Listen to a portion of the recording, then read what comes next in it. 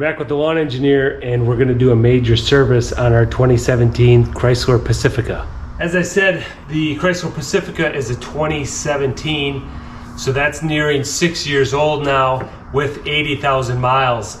And I've got my fluids lined up here for the service I'm going to do today. I'm going to break this service up into 3 separate videos because what we have going on is a coolant flush and change, a oil change, and then a transmission fluid drain and refill. So I'm going to be doing the 3 big fluid changes: the coolant, the engine oil, and the transmission fluids. What the first thing we need to do is get this thing jacked up, supported with jack stands properly, and remove the belly pan.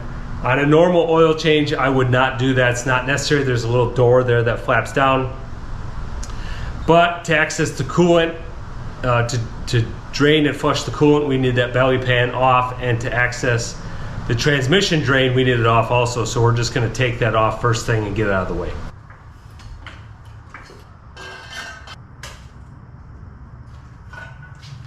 We're up on jack stands. The next thing we have to do is take off the underbelly pan, which is a pretty big molded piece. I'll show you what that looks like. All right, underneath here, it is this kind of felt carpet material.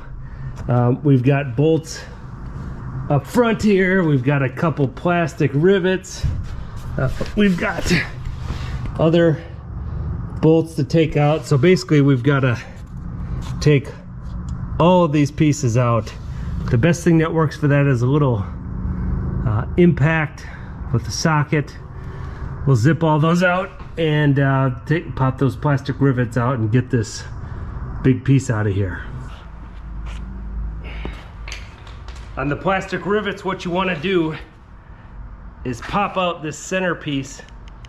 You pry that out, and then the whole piece is able to come out.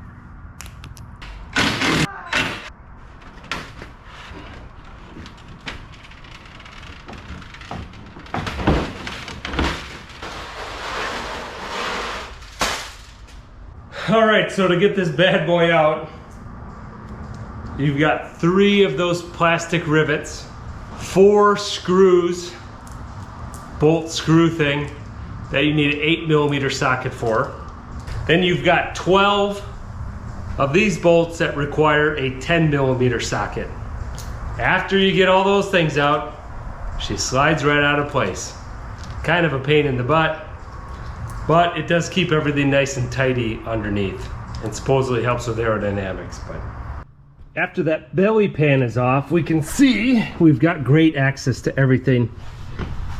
This is the transaxle side, so our front drive transmission with the drain plug right here. If we move over this way, this is our engine side. Our drain plug is right here.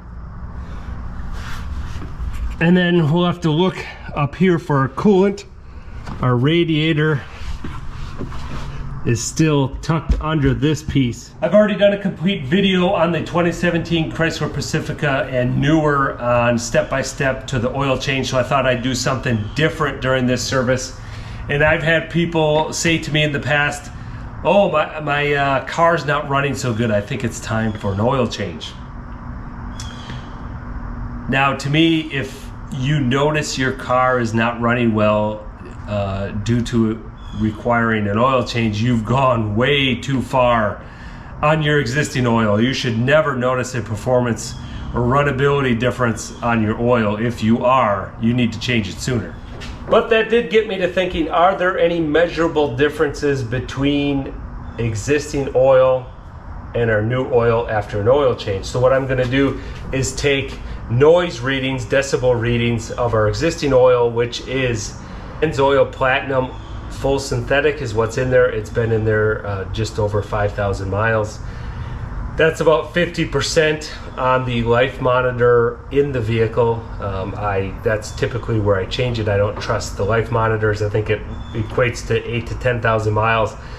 Too long in my opinion. I like to change it before then. But we're gonna take a baseline reading in decibels of the engine during startup and idling, and then we're going to change it with this AMSOil oil. So not only we're putting in new oil, arguably higher end oil, this stuff certainly costs more.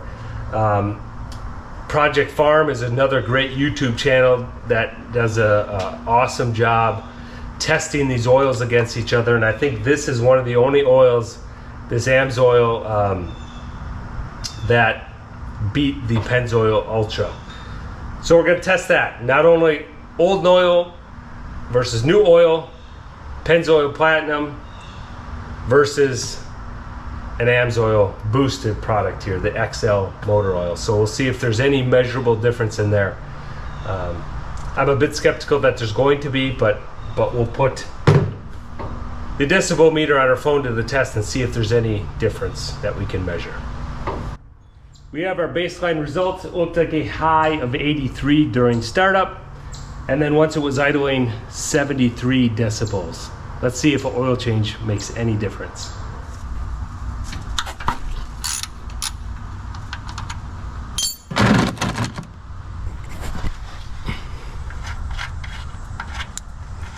Tip here, while you're unscrewing this, hold it in place so it seals until you've got it all the way threaded out, and then just pull it out and you won't get a drop on you. I've drained the oil, replaced the drain plug, changed the filter. Let's get our new oil in. I'm very curious to see if this makes any measurable difference.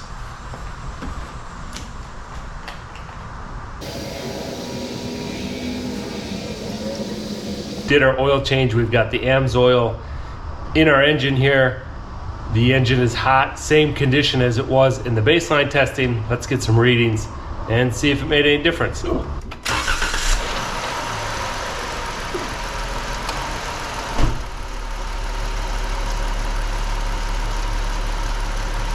Well, those results were interesting. So 83, the max during startup, was exactly the same. That's starter noise. I didn't expect that to change. But during idling, after the oil change and the AMSOil, the reading was 72 for a while, and then it bounced between 72 and 73. So actually, that is a measurable difference. Now, I'll be the first one to admit the iPhone with a decibel app is not a calibrated sound level measuring instrument. So this is not a scientific study, but it's enough to make me wonder, is AMSOil or the new oil slightly reduced the engine noise during idling? And obviously I've heard many cases of higher end oil with more wear additives, things like that, quieting engines down. We can't draw any major conclusions from this, but it's interesting little test here. Not a huge difference, very subtle, even to my ear. Maybe there's a little bit less valve train noise after the oil change, but not a major difference. Hope you found that interesting. Let me know down in the comments what your experiences is with different types of oil and oil changes.